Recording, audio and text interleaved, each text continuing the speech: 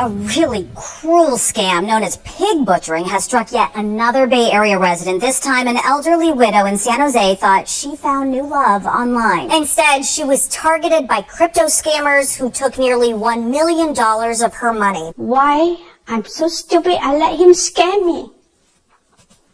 I was really depressed.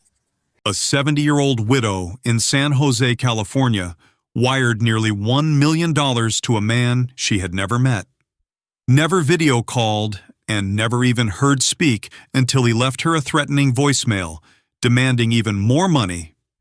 And by the time she understood what happened, her retirement was gone, she had a second mortgage on her home, and she was facing a tax bill. She could never afford all because she believed she had found love again after years of loneliness. And if you think this could never happen to you or someone you care about, please stay until the end. And if this content helps you understand how predators operate, take a second to subscribe.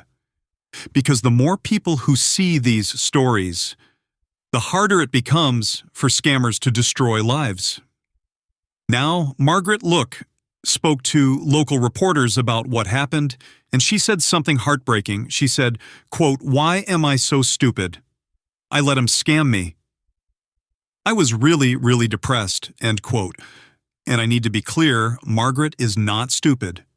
She was targeted by professional criminals who specifically prey on people experiencing loneliness and isolation. And that is exactly what this story is about, because the most dangerous scams today do not come from obvious strangers. They come from people who feel like lovers. Housing, and then she said, "Oh, this is a nice guy." You just say hi to him. And then you say, "Oh, how are you? Where are you from?" I say, "We are from San Jose." And then he said, "Oh, I like to, meet people from San Jose, and I'm from Texas." People you trust, and that betrayal is what makes these crimes so devastating. Margaret was living a quiet, retired life in her San Jose condo with a balcony and small garden. She had friends, and she had Facebook, which is where this nightmare began. A Facebook friend introduced her to a man named Ed, saying, quote, "This is a nice guy. Just say hi to him." End quote. Now, public reporting does not clarify whether this friend was real or actually part of the scam operation. But either way, Margaret said hello, and Ed responded claiming to be a Chinese businessman from Texas. And because Margaret is also Chinese, they had something in common. Immediately, Ed moved their conversation to WhatsApp, where things feel more private, and then came the love bombing every morning. Nice to me, greet me every morning. He say he likes me. We are Chinese. Every day he's kind of saying sweet talk to me. So I say, oh, maybe, I'm lonely too, right? Ed greeted Margaret with sweet messages every night.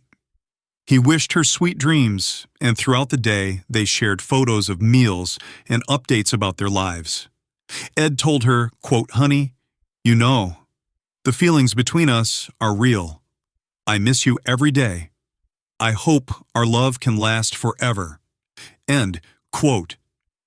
He never agreed to meet in person, but promised to take Margaret to Paris someday, and Margaret, who had been widowed and lonely, began to believe she had found something real. And that is exactly what scammers count on. They invest months building trust, building emotional dependency, so that when they finally ask for money, the victim sees it as helping someone they love after weeks of manipulation. Ed asked about Margaret's finances and suggested she try cryptocurrency investing. He started asking me, "What investment do you have?" And I say, "I'm very simple. I don't have any investment." Margaret had $15,000 saved, and with Ed's guidance, she invested it on a platform he recommended. Say, "Did you hear anything about crypto thing? Why don't I give you 15,000 to invest?" So I said, "No, I have 15,000. Within seconds, the app showed her investment had grown to $24,000. A massive return almost instantly. And of course, it was completely fake. The app was sophisticated software designed to show victims whatever numbers scammers wanted them to see, but Margaret had no way of knowing that every dollar went straight to criminals. So Ed pushed for more, telling Margaret to invest $120,000. This time, she had to tap into her IRA, her retirement savings, and again, the fake app showed huge profits. Ed promised, quote, "Just trust me, I will make $1 billion for you," end quote. Into the platform to trade 15,000, I make about 24,000. Oh no, now you have to put 490. Then I say, why so much? I'm a simple person. I don't know how to trade. So I follow him whatever he tell me. And he kept pushing. Margaret eventually emptied her entire retirement account, investing $687,000 total. But Ed wanted more, demanding another $1 million. And when Margaret said she did not have it, Ed pressured her constantly, telling her to borrow from anyone she could, and Margaret, desperate to protect her supposed profits, took a second mortgage on her condo and sent another $300,000. Her crypto app now showed nearly $2.5 million in her account, and Margaret believed she was set for life. But when she tried to cash out, Ed froze her account and demanded $1 million more, threatening that she would lose everything if she did not pay. And then Ed left a voicemail, the first time Margaret ever heard his voice. And he said, quote, "I do not want to be the enemies when my lawyers contact you," end quote. Suddenly, the loving partner who wished her sweet dreams was threatening legal action. Wants me to put another 1 million. So I don't have the money. And he was on the phone with me, constantly pushing me. Margaret was completely alone because Ed had insisted she keep everything secret.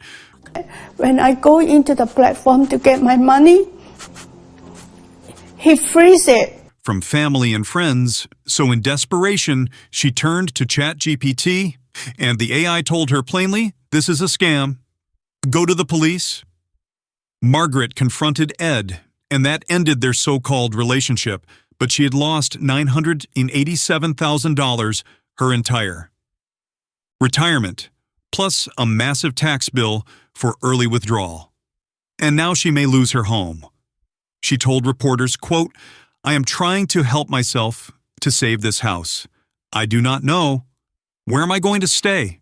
End quote. And this is the human cost. Not just money, but homes, security, and dignity. So here are the red flags. Everyone needs to know someone who moves conversations to WhatsApp quickly, someone who love bombs you but refuses video calls or meeting in person, someone who asks about finances and offers investment. Help someone showing impossible returns on unfamiliar platforms.